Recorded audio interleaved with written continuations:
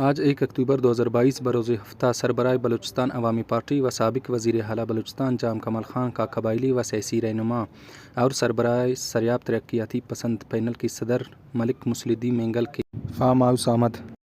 جام کمال خان صاحب کا ملک مسلی الدین مینگل کی جانب سے پرتپاک استقبال کیا گیا۔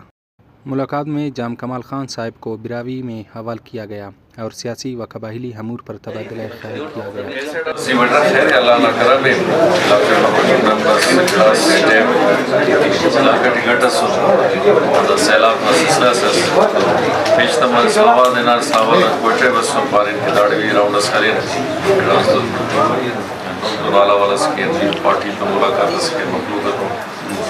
ساموڑے اسون کے مسلی الدین صاحب سے پاریسس کے دا جاگے تھی وغیرہ چاہے پارٹی سے رغس پر انشاءاللہ نندی جڑا سنگت برو انبار ٹھیک ہے نندی بس انتخان بس ڈیامٹی زونی نا بچس پروگرام اساس لیکن دا رش کا نخواہ دو ٹریفک ویفک بند اس بچس ٹائم نہ نکل گا بس خیر انداڑی بس اللہ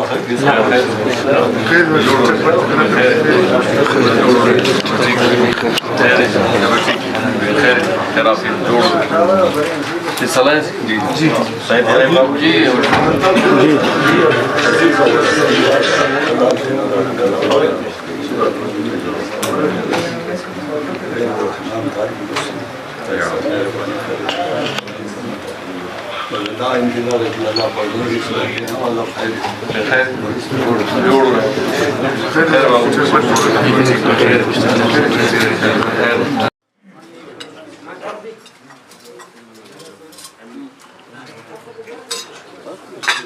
طور پہ لوگ ان کیمپس کا انعقاد کر رہے ہیں تاکہ پبلک کو تھوڑی بہت سروس مل سکے، لیکن اصل ذمہ داری دیکھیں حکومت کی ہے۔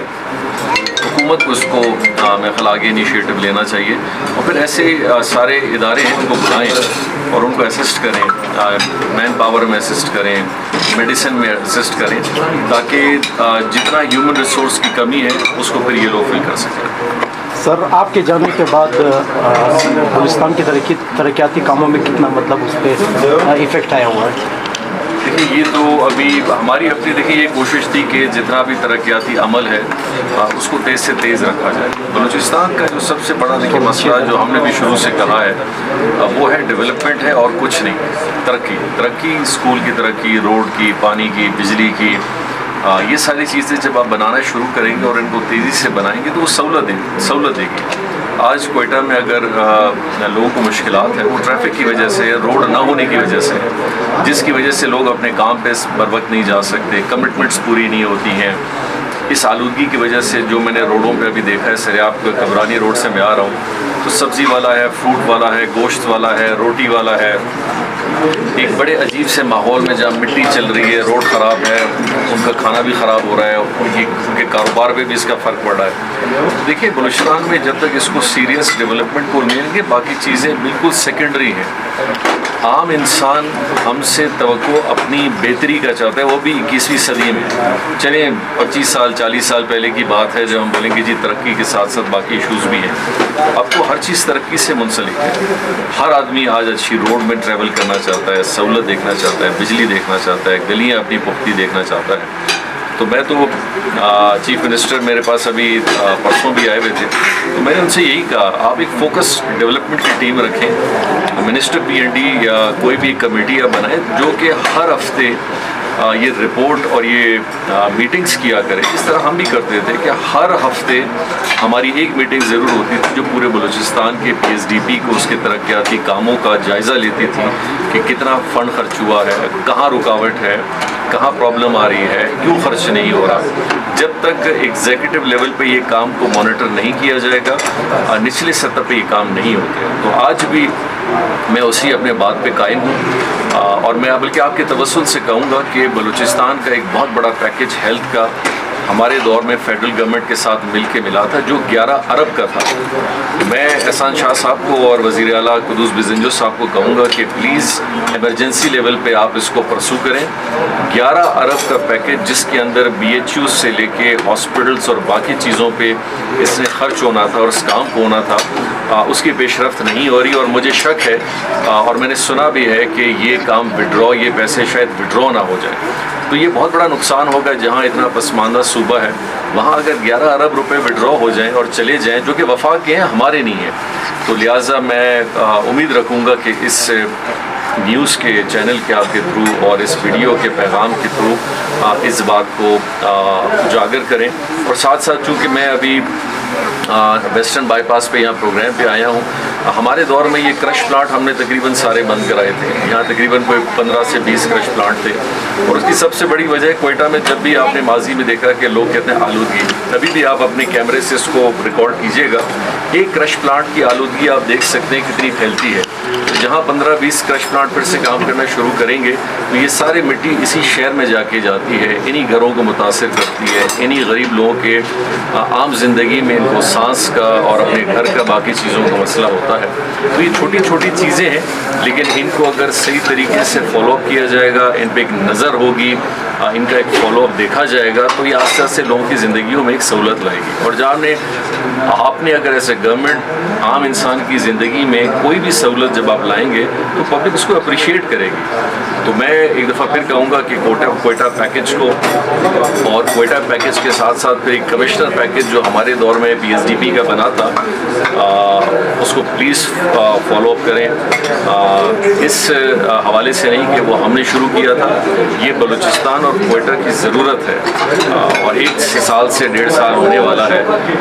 آج بھی سریاب روڈ کا, بازینی روڈ کا, شبانی ایونیو کا کام اگر رکا ہوا ہے, دیکھیے اس میں ہمارا کچھ نہیں ہے, یہ عوام کا پیسہ ہے, یہ جام کمال کا پیسہ نہیں ہے, قدوس بزنجو صاحب کا پیسہ نہیں ہے, اس کا کریڈٹ بھی کسی کا نہیں ہے, لیکن یہ ضرورت عوام کی ہے, تو ان کو ہم جلدی سے جلدی کام کمپلیٹ کروائیں, اور وہی ضرورت کی بات ہے. سب سے پہلی بات ہے کہ قدوس بزنجو صاحب کا میرے پاس آنا وہ کوئی سیاسی پروگرام نہیں تھا. ہمارا ضلع ایک ہی ہے, تقریباً آپ سمجھیں کہ آواران ابھی ہمارے MNA ضلع میں بھی آتا ہے.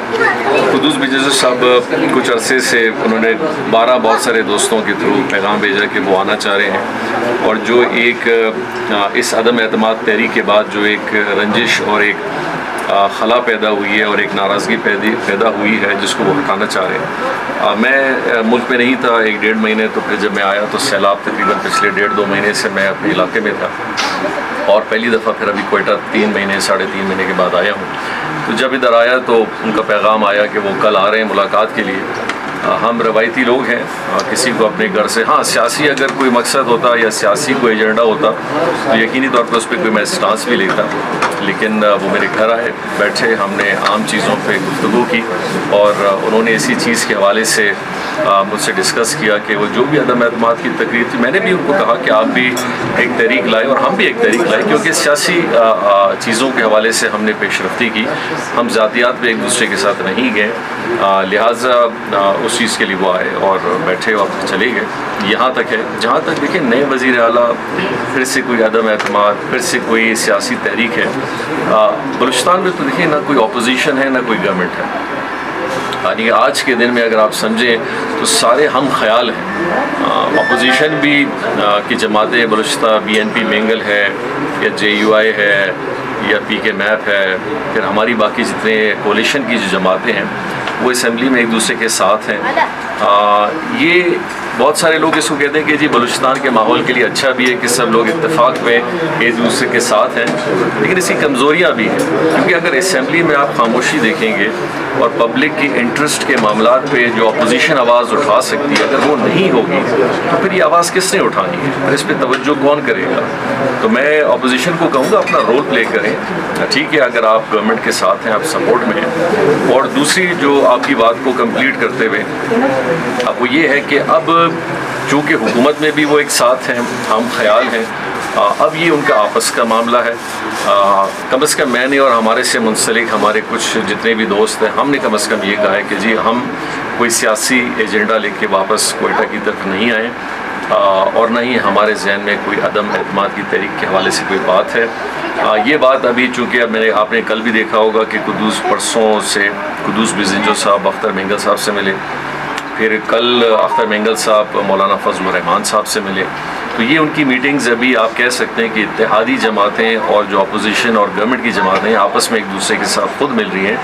اب یہ پتہ نہیں چل رہا کہ اختلافات کن کے بیچ میں ہیں.